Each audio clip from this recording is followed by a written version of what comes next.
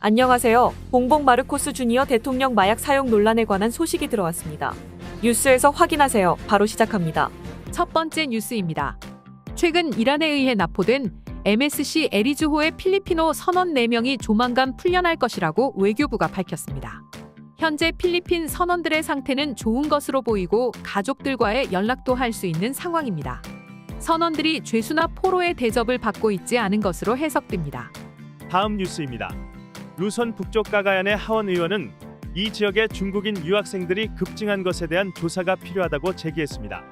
특정 사립대학교 하나에만 4,600명의 중국인 유학생이 있습니다. 학생증을 소지하고 집을 비싸게 렌트한 이들이 집 밖을 나서는 것을 볼 수 없다고 했습니다. 외국 유학생 유치를 반대하는 것은 아니지만 확인이 필요한 상태라고 지적했습니다. 정보에 따르면 중국 학생은 100만 페소를 내고 까가얀 지역 대학에 입학하는데 이 중 80%는 에이전트에게 지급되고 20%가 학교에 지급되고 있습니다. 유학생 유입을 반대할 필요는 없지만 국가안보를 해칠 정도는 아니어야 한다고 지적하면서 고등교육위원회 등의 확인을 요청했습니다. 다음 뉴스입니다. 필리핀 페소가 17개월 만에 가장 약세를 보였습니다. 달러당 57페소를 기록했습니다. 전날에 56.080에서 57페소로를 기록했습니다. 이는 57.375페소를 기록했던 2022년 11월 22일 이후 가장 약세를 보인 것입니다. 중동의 정세 불안 영향이 큽니다. 다음 뉴스입니다. 필리핀 민간항공국은 최근 비락 카탄두아네스에서 나일론 줄이 비행기 날개를 감싸는 사건과 관련하여 공항 인근에서 연날리기를 경고했습니다. 다행히 이 나일론 줄이 프로펠러를 감싸 사고를 유발하지는 않았습니다. 공항 주변에서 연을 날리면 벌금 2,500페소가 부과됩니다. 비락 공항 반경 5km 43개 바랑가이에 적용됩니다. 다음 뉴스입니다.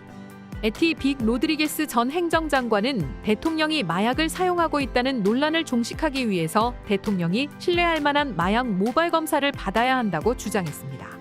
지난 1월 대통령은 자신이 마약을 한다는 주장은 명예훼손이라고 언급한 바 있습니다. 장관은 감출 것이 없다면 빨리 검사하면 되고 이게 명예훼손이 아니라고 했습니다.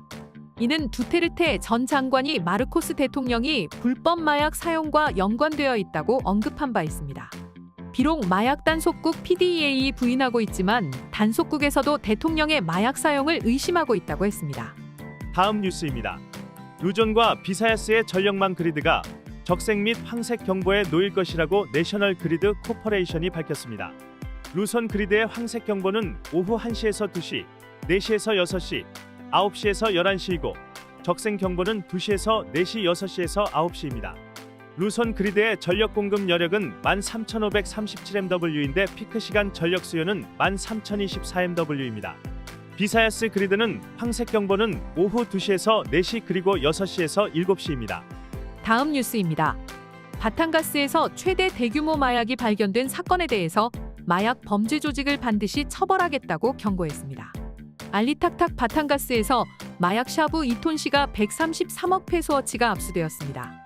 이 작전 중에 사망자는 한 명도 없었다는 것을 강조했습니다. 작전은 천천히 그러나 확실하게 하겠다고 다짐했습니다. 마약 거래에 어떤 강력한 정치인이 연루되었더라도 반드시 처벌하겠다고 언급했습니다.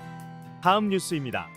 서필리핀에서 2023년 조업량이 전년 대비 15% 증가했던 것으로 나타났습니다.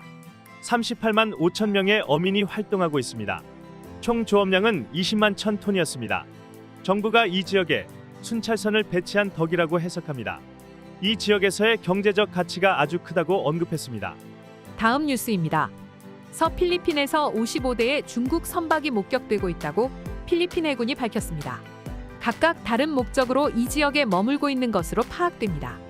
해군은 이 지역에 힘의 공백이 생길 때마다 중국이 진출하는 것으로 파악하고 있습니다. 다음 뉴스입니다. 필리핀 내셔널 그리드 코퍼레이션은 루손 지역의 전기 적색 경보를 기존의 2시간에서 7시간으로 연장했습니다. 기존 19개 발전 설비 이상에서 2개가 추가로 이상을 보인 데 따른 것입니다. 기존 오후 4시까지이던 적색 경보가 저녁 11시까지로 연장되었습니다. 비사야스 지역의 황색 경보 시간도 연장한다고 밝혔습니다. 다음 뉴스입니다. 소규모 태양광 발전을 이용하는 모든 시설에 인센티브를 제공하는 법안이 하원에 제출되었습니다. 향후 10년간 100만 개의 지붕에 소규모 태양광 발전 패널을 설치하는 것이 목표입니다. 이미 2011년에도 이와 비슷한 법안이 발의된 적이 있었습니다. 다음 뉴스입니다. 마카티시에서 19세의 남성과 2명의 친척이 7세 여동생을 성폭행한 혐의로 체포되었습니다. 두 남성은 삼촌과 사촌입니다. 그러나 용의자는 혐의를 부인하고 있습니다. 범죄 현장에 자신은 없었다고 항변합니다. 오늘의 따갈록 한마디. Nahanap ko ang pera. Nahanap ko ang pera. Let us speak again. Nahanap ko ang pera. Nahanap ko ang pera. 손자는 노인의 면류관이요 아비는 자식의 영환이라. 잠언 17장 6절 말씀입니다. 네, 오늘 뉴스는 여기까지입니다. 필리핀 뉴스룸의 구독과 좋아요는 더욱 좋은 뉴스를 전하는 데 큰 힘이 됩니다. 감사합니다.